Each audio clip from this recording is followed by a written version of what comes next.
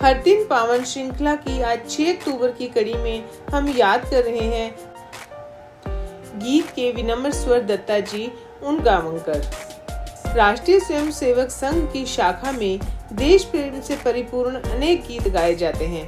उनका उद्देश्य होता है स्वयंसेवकों को देश एवं समाज के साथ एकात्म करना। इनमें से अधिकांश के लेखक कौन होते हैं, प्राय इसका पता ही नहीं लगता।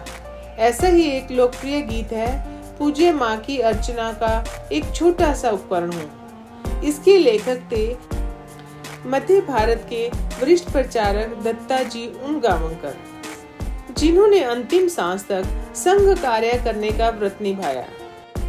अगर आपने अभी तक हमारे चैनल को सब्सक्राइब नहीं किया है तो कृपया इसे सब्सक्राइब अवश्य कर लें, जिससे कि आपको प्रतिदिन इसी प्रकार की अच्छी जानकारी मिलती रहे। दत्ता जी का जन्म 1924 में जिला उज्जैन में तराना में हुआ था। उनके पिता श्री कृष्ण राव जी का डाक विभाग में सेवारत होने के कारण स्थानांतरण होता रहता था। अतः दत्ता जी की शिक्षा भानपुर, इंदौर, अलीराजपुर, झाबुआ तथा उज्जैन में हुई। उज्जैन में उनका एक मित्र शंकर शाखा में जाता था। एक बार भैया जी दाणी का प्रवास वहां हुआ। शंकर अपने साथ दत्ता जी को भी उनकी बैठक में ले गया। दत्ता जी उस दिन बैठक में गए तो फिर संघ के ही होकर रह गए। वे क्रिकेट के अच्छे खिलाड़ी थे, पर फिर उन्हें शाखा का ऐसा चस्का लगा कि वे सब भूल गए। उनके मन में सर संघ संचालक श्री गुरु जी के प्रति अत्यधिक निष्ठा थी।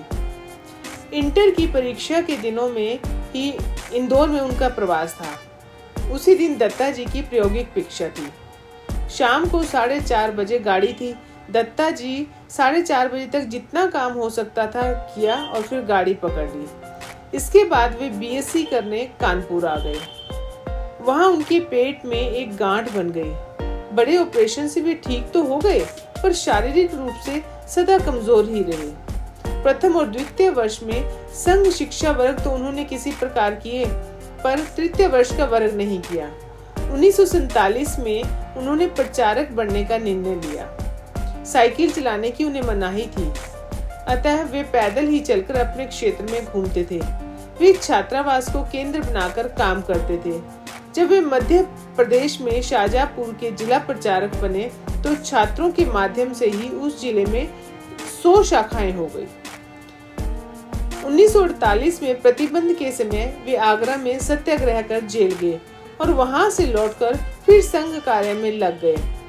1951 में उन्हें गुना जिला प्रचारक के साथ वहां से निकलने वाले देशभक्त नामक समाचार पत्र का काम देखने को कहा गया। उन्हें इसका कोई अनुभव नहीं था, पर संघ का आदेश मानकर उन्होंने संपादन, प्रकाशन और प्रसार जैसे सब काम सीखे। काम करते समय रात के 12 बज जाते थे। भोजन और आवास का कोई उचित प्रबंध नहीं था। इसके बाद भी किसी ने उन्हें उदास या निराश नहीं देखा।